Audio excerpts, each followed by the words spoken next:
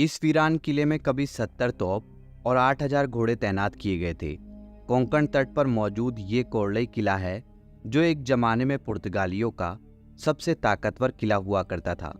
मुंबई से 116 किलोमीटर दक्षिण में स्थित रायगढ़ जिले में मौजूद कोरलई किला 2,828 फीट ऊंचा है। अरब सागर से सटे हुए पहाड़ी पर यह किला रेवदंडा क्रीक और कोरलई गांव से घिरा हुआ है। 15वीं शताब्दी के अंत में वास्को डी गामा के भारत तक व्यापारिक मार्ग खोजने के बाद मलाबार से लेकर द्वीप तक समस्त भारतीय पश्चिमी तट पर पुर्तगालियों का सैन्य शक्ति के तौर पर विस्तार हुआ।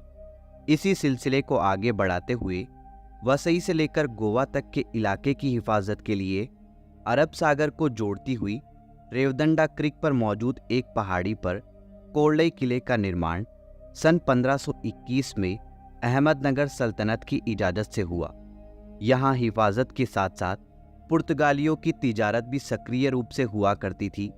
किले की सुरक्षा के लिए बंदूकों के जगह रखने के लिए करीब 305 युद्धपोत और एक विशाल बारूद खाने का भी निर्माण किया गया था। यहाँ पर मौजूद 7 बुर्जे कई मशहूर ईसाई संतों के नाम पर रखे गए हैं। पुर्तगाली सैनिकों के आध्यात्मिक जरूरत के लिए यहाँ पर एक चर्च भी बनवाया गया था। मोरो और कैसल कार्लियो जैसे नामों से जाने गए इस किले को पुर्तगालियों के सबसे बेहतरीन और ताकतवर किलों में गिना जाता था, जिसका जिक्र उस जमाने में आए कई पुर्तगाली इतिहासकार और प्रशासकों के लेखों में पाया जाता है। किले के निर्माण के कई सालों तक यहाँ पुर्तगालियों और अहमदनगर सल्तनत के बीच कई जंगें लड़ी गई, जिसका सिलसिला 17वीं शताब्दी के मध्य तक कायम रहा, जब तक दक्कन में मराठों का उदय हुआ।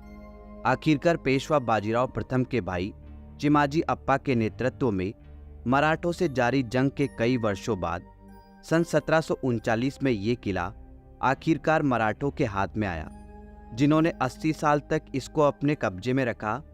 चौथे एंग्लो मराठा युद्ध के बाद कोरलई किला सन 1818 में ब्रिटिश ईस्ट इंडिया कंपनी के अधीन आया। सन 1858 के बाद जब भारत की सत्ता की बागडोर अंग्रेज सरकार के हाथ में आई, तब ये किला वीरान रहा। 1947 में भारत की स्वतंत्रता के बाद कोरलई किला भारतीय पुरातत्व विभाग के तहत आया। किले के मजबूत दीवारों के भीतर सैनिकों के लिए बने बैरक, तोपखाने, चर्च और कई प्रशासनिक इमारतें जैसे कई स्थानों के अवशेष के साथ साथ अरब सागर और कोरलई गांव के दिलकश नज़ारे भी देखे जा सकते हैं। आज कोरलई किला पुर्तगालियों की सैन्य शक्ति और स्थापत्य कौशल के अद्भुत मिश्रण के तौर पर हर सैलानी को मंत्रमुग्ध करता है।